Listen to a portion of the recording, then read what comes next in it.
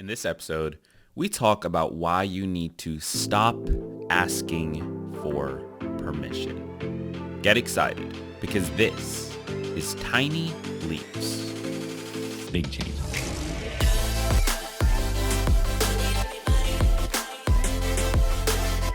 Welcome to another episode of Tiny Leaps, Big Changes, where I share simple, research-backed strategies you can use to get more out of your life. My name is Gregg Clunis, and in this episode, I want to talk about how we accidentally, whether we mean to or not, how we often sort of accidentally ask for permission on things.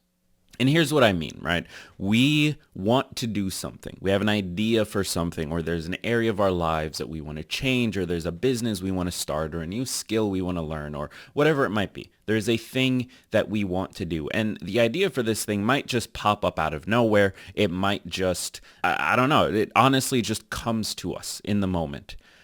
And there's one of two reactions when this happens. Either A, we go out and we start the thing and we do it immediately and then sort of see what happens. Or B, we consult people. We ask people whether or not we should do it, whether or not it's a good idea, or maybe we even just publicly announce it. And this is something that is talked about a lot in personal development. This idea that if you publicly announce something, it'll help hold you accountable because you don't want to be embarrassed or whatever nonsense, right? So that's our two reactions. We go out and we do it, or we talk about it to somebody. And what I've found in my own life is that the times I actually do something, the times I actually follow through, is when I stop asking, when I legitimately have an idea, have a thought, have a goal, and I go and I do it. That's the times when things work out for me. So that's what I want to talk about in today's episode, this idea that what we're really doing when we go and we ask for advice or get feedback or even just publicly announce it, what we're really doing is actually asking for permission, and how that could be the single biggest thing stopping you from accomplishing any of the things that you want for your life. Because the more time you spend asking for permission, the less likely you are to actually follow through. That's what I want to talk about in today's episode. Now, before we jump in, one quick announcement. I recently launched a brand new community for Tiny Leaps listeners. It's a place to connect with other listeners, to share your goals, to talk directly to me, to give feedback, to request specific episodes, and to build a community and support each other. And the group is 100% free. It's done over on Discord. All you have to do is find the Discord server and join. You can learn more by going to tlbc.co/community or click the link in the description of this episode and join us. I would love to chat with you. That's going to be, going forward, the best way to reach me directly. So tlbc.co/community. And with that said, before we jump into the rest of the episode, let's take a moment to thank today's sponsor. So let's talk through this. Here's what happens. We have an idea for something. Let's say we want to start a new business. We have this idea. We know, or we feel, gut feeling like this is a good idea. This is cool. This is interesting.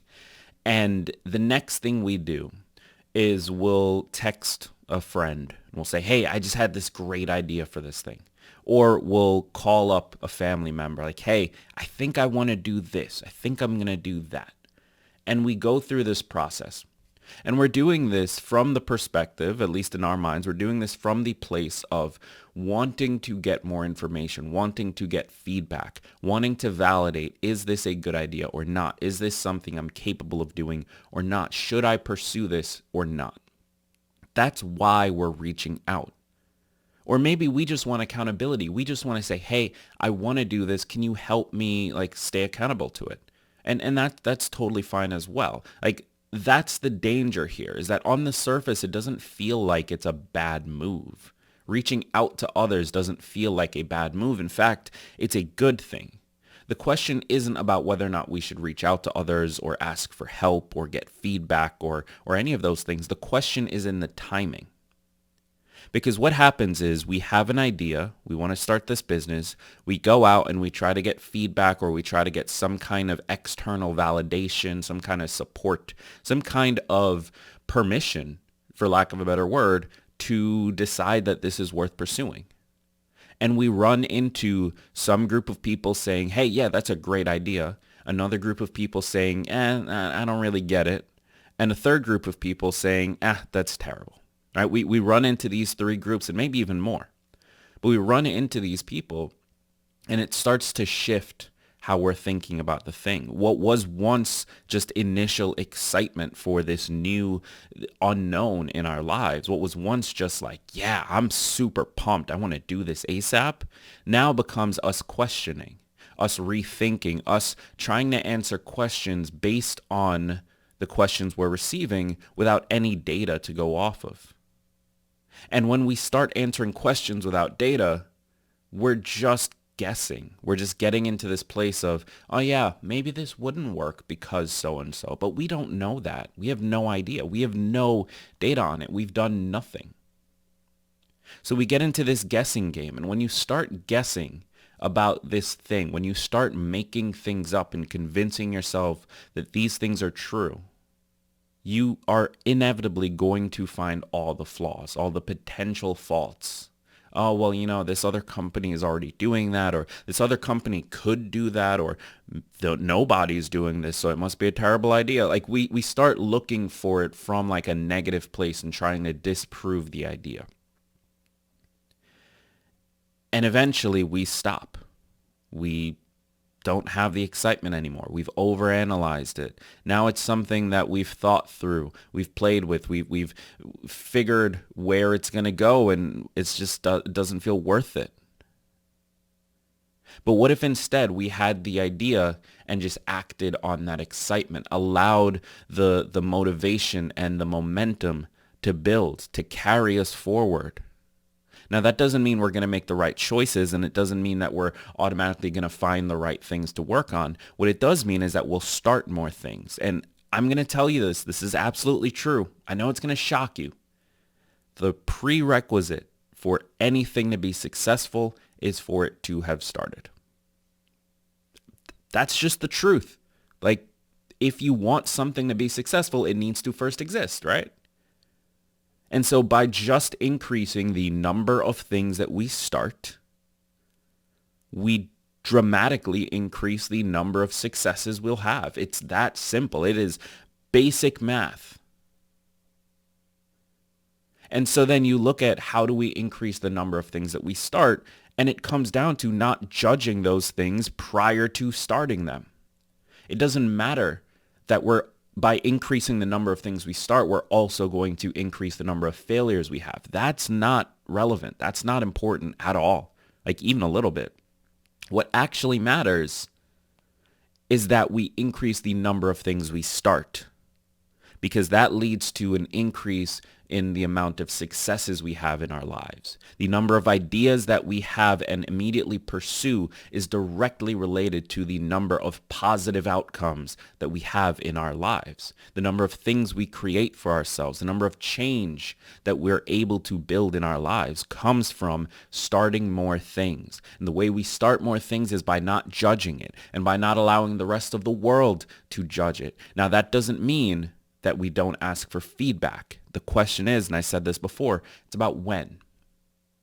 Here's my advice. I think we should start things immediately, as long as it's clearly not dangerous, as long as it's clearly not going to harm somebody else. I think we need to have ideas and go for it ASAP. Have goals for ourselves and go for it ASAP. If we decide we want to lose 5 pounds, go for it ASAP. If we decide we want to buy a house, go for it ASAP. Now, that doesn't mean, obviously, that we're not going to have the money to buy a house, but start taking the action. Start doing whatever you can think of to do that might possibly move you in the right direction. Because your job at this stage, when you first have an idea, when you first decide, I want to do this, when you're excited and motivated and ready to go, your job is to get lost. Your job is to get hopelessly, fundamentally lost. Venture out into that unknown and find yourself not sure which direction to go. That's your job. After that point, that's when you can ask for feedback. That's when you can ask for direction. That's when you can ask for a guide. Once you have started and you've made a mess of it, and you feel like a failure and you feel like I'm just not smart enough for this, once you get to that point, but you are in it, that's when you ask for help. Because now the help can be focused on how do we get you out? How do we help you make progress? How do we help you move forward? Rather than on should we even start? Rather than on, is this even good? There is no end to ideas that people did not think were good that ended up changing the world. There's no end to goals that people didn't think were worth it that ended up changing their lives. There's no end to it. History is littered with these kinds of decisions. So judging your thoughts, judging your ideas, judging your goals before you've started is quite possibly the worst thing you can do. Getting started and then asking for help, asking for support, asking for guidance, in my opinion and in my experience, is the best path forward. So that's what I want to challenge you today. Start that thing. It doesn't matter how small the start is. Start it. Do something. Whatever that first thought that pops into your head that could move you forward looks like, do that. It might be the wrong thought. It might be the wrong idea. That's fine. Get yourself lost and then reach out and ask for help. And when you're ready for that help, you can join us in the TLBC community.